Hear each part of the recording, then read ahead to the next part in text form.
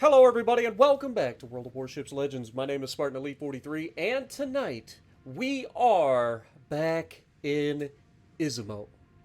And I'm going to be trying out the new Borg Queen Commander on Izumo. As you guys know, we're running Borg Queen with Azure Lane Colorado and Andrew Cunningham as inspirations. We've got Flammable Cannoneer, Gyrating Drill Bits, Master Mechanic, and High Octane Warrior with Fight Fire with Fire. The rest of our build is pretty straightforward. Aiming Systems Mod 1, Steering Gears Mod 2, Concealment System Module, and we are running the Main Battery Mod 3. I didn't upgrade this. You can if you want. I don't play the ship enough to warrant me upgrading it just yet. But, with all of that being said, let's get to the gameplay. Alrighty, so we're going to be on Greece, and we are in the Izumo with the Borg Queen Commander. Now, I did switch back to regular national voiceovers, so you're not going to hear the Borg Queen's dialogue lines, because I get tired of hearing all the anime stuff. The Borg Queen isn't too bad, but the rest of the anime stuff gets on my nerves real fast. So, yeah, not a big fan of those. Anyway, we are going to be back in Izumo for the first time in a while. I'll be honest, no idea why I decided to get in the Izumo other than it's been a long time, right? I haven't done a video in the Izumo in a long time. And there's been a lot of new commanders and stuff added that may benefit the Izumo. Now, why is it that I never really got into playing the Izumo? It's pretty straightforward and simple. Now, Zarky, on the other hand, Zarky loves the Izumo, always has. He says it's fantastic. Personally, I have had no luck with this thing. I've had the worst dispersion known to man, and you couple that with the fact that this thing, if it gets caught, is just dead, right? It seems like a step back from the Amagi, in my opinion. I would rather be in the Amagi most of the time. But, that being said, I think the new commanders and stuff really do help this. First of all, the Borg Queen Commander gives you extra heals, and that is desperately needed in these gigantic Japanese ships.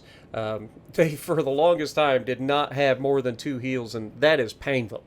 Alright? It is actually painful. You have to be so careful all the time. But now that you have some heals, you can afford to be a little bit more aggressive. And that's where I think this thing is going to showcase how good it can be. A lot of people, obviously, are going to get you matered in this thing. Again, if you show too much cheek, you're going to get punished, right? Like, you guys know what the Yamato is capable of in terms of getting yeeted. This thing has the same weaknesses, I believe. I could be wrong, but I'm pretty sure it's a Yamato hull, or very similar. There's a couple of different Japanese hulls that are like the Yamato, but one of them is a little bit different with a little bit different citadel placement. I think that's the Heezen that gets that one. I could be wrong, but either way, you don't want to get slapped around. Now, we played this shield perfectly here, and unfortunately, we just don't get rewarded for it. And that's my biggest issue with this ship, and always has been. Like, I really want these guns to be good, because when they hit, as you've seen with the Amagi and other ships with these 410mm guns, they are nasty. But getting them to hit is the problem. And this one amplifies that for some reason. But, like I said, if you can get them to hit, they are very good. Ask the Shamanto. Pow! But, of course, in true Spartan fashion. Dude, nothing solidifies in true Spartan fashion as much as that. I just double citadel, lift that man with like 2 hit points. Nobody else has to deal with that. Just me. It's only me. Anybody else says that they deal with that is lying.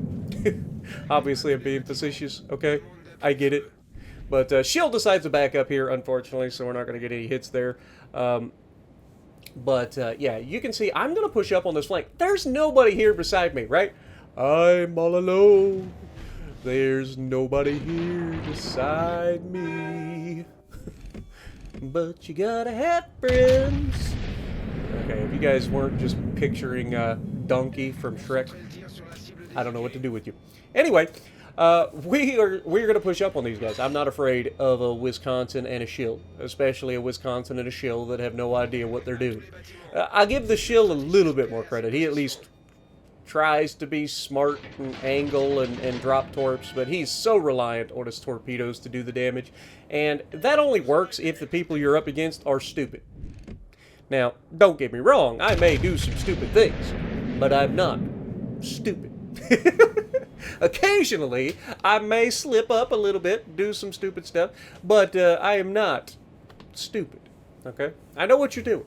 Now, I don't see a lot of shills, so it's one of those ships that when I go up against it, I'm a little bit timid because I don't remember everything about it. Most of the time, I have most ships memorized, what they're capable of. I've played all of them, you know, and I have played the shield. Look at that accuracy, though. That grouping looked pretty good going for the superstructure, and we slapped that man, hitting 5 out of 9 shells. We'll take it. But anyway, I generally memorize most of what I'm up against. Like, I understand, like, what I can overmatch, what I can't overmatch, what has torpedoes, what doesn't, you know, that sort of thing. Because it comes in handy when you're... What the fuck is that? This is Izumo. Now, we did land 3 shells somehow, but only 2 of them did any damage. But that's still more than I thought we were going to get out of that salvo. But I'm trying to mask my approach, limit who can shoot me here, because I want to get closer. Now, obviously, as we get closer, we're going to be more aware of the shill's torpedoes. But, I mean, I'm limiting who can engage me at once. And another beautiful-looking shot on that Wisconsin, and we are shredding that man. Now, I want you to pay attention to the minimap. Look at my team's positioning. This is everything that's wrong with this game. All right? Like, I can be told one thing or another about how I'm a toxic player, but this stuff's got to stop. Like, if you guys legitimately want to learn to play the game, spread out, right? Don't put all your eggs in one basket. It generally doesn't work out. But here you can see I'm going to go ahead and turn away. The reason I'm doing this is because I understand that Shill has torpedoes, and I don't want to eat all of them. So I'm going to try to get into a kiting position. Now, fun fact, this thing is actually stronger in a kiting position than it is when it's bow in, because I can get all of my guns to bear much easier at a much favorable angle, and I can at will put some distance between me and the enemy. So you definitely, this ship is built to kite. Most of these ships that look like this are built to kind of turn away and shoot while they're moving away.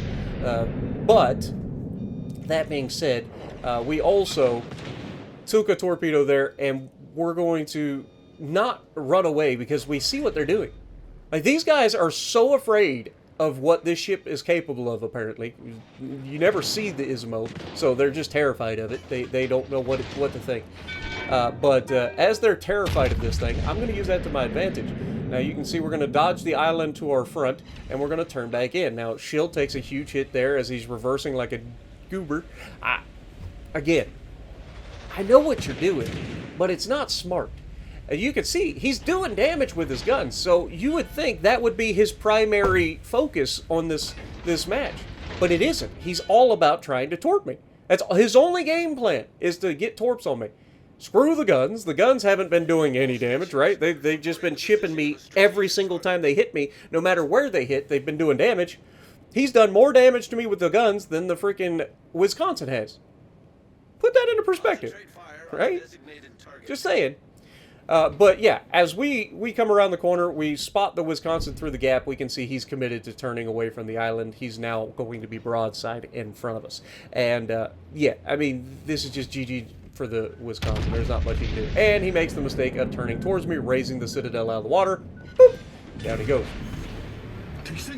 So we go ahead and put out the, or get our turrets back. I want all 3 turrets for this shield. And I'm hoping that despite my team's apparent ineptitude of putting everybody in the same 3 grid squares, that maybe somebody can help me with the shield.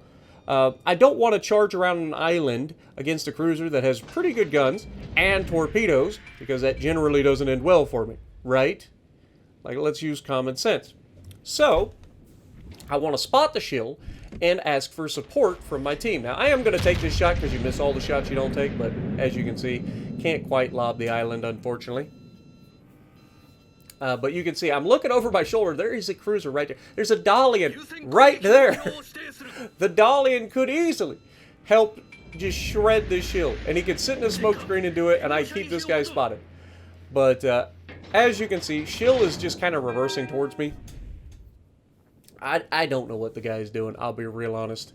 For somebody who spent an awful lot of money on the game to be able to pick up the Shill, you're not showcasing that you've got a whole lot of experience.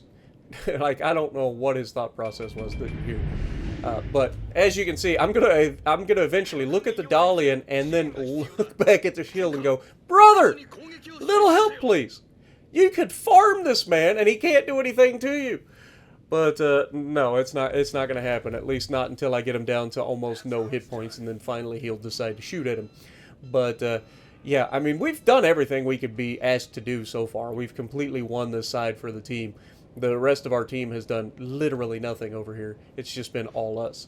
So at this point, I just say, screw it, I'm going in, right? But we don't want to do so in such a stupid manner because we're not dumb. Again, you know he has torpedoes. He's been showcasing and like telegraphing his torps the entire time. So we just use the edge of the island to protect us from the torps, right? And now that that threat is over, the only way he can torp us now is to flip around and go the other way. Oh, look! Look at what he's doing, guys! I wonder what he's doing! He's flipping around to use the other side of his ship! There's no way he's trying to torpedo us! That would be crazy! Oh, look, a Dalian is finally shooting at him. Isn't that nice?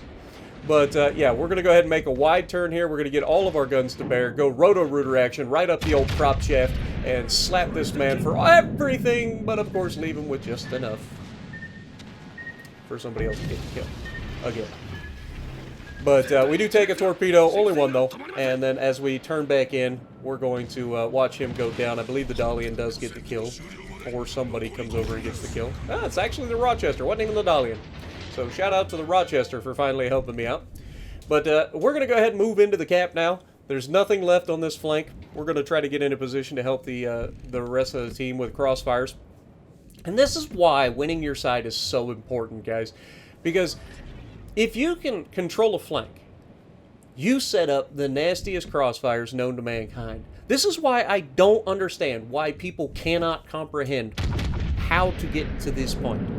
Like, I'm not saying you got to YOLO rush immediately at the beginning of the match to go all the way across the map. Like, that's not how this works. You got to fight your side, win your side. You're not always going to win your side, but if you hold your side, you have a much better opportunity once you get through them to have these kind of broadsides to look at. And, I mean, look at this shot. I mean, unfortunately, he's trying to dodge torpedoes and stuff, so he's turning, and that's going to mess with our shot a little bit here.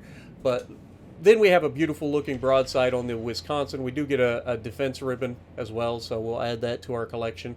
But as we move up, we're also going to capture this base, so that's going to be a big XP boost. And then we've got this broadside Wisconsin that we get to farm.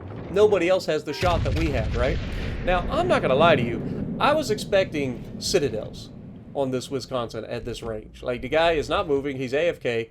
We're going to be able to shoot this man's broadside and farm him.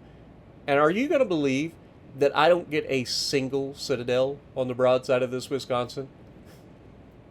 Like, it's ridiculous, right? Like, the man is not moving. He's AFK. He's broadside as all could be. I'm shooting waterline at 17 kilometers, and I still never actually pick up a citadel on this man. I don't get it either. But, it doesn't matter because it's just a matter of time. We're going to finish this guy off. Now we've got friendlies that are actually farming him as well. But again, they don't have the shots that we have, right? They're shooting superstructure as best they can. We're shooting flat broadside. Like, we are absolutely ready to yeet this man. And, oh, I lied. We got a citadel there right at the very end. But unfortunately, that's going to do it. We are going to point out here, 197,000 damage. That is officially my best game I've ever gotten in the Izumo. Which just goes to show you guys, historically, I have not had a good time in this ship. But this new commander, it's kind of making the Izumo pretty nice, if I do say so myself. But 3,131 base XP, top of the leaderboard, high cal. Not too shabby. So let me know if you guys are enjoying. If you like what I'm doing, punch the like button, leave a comment below, subscribe to the channel if you haven't already, and as always, I will see you in the next video.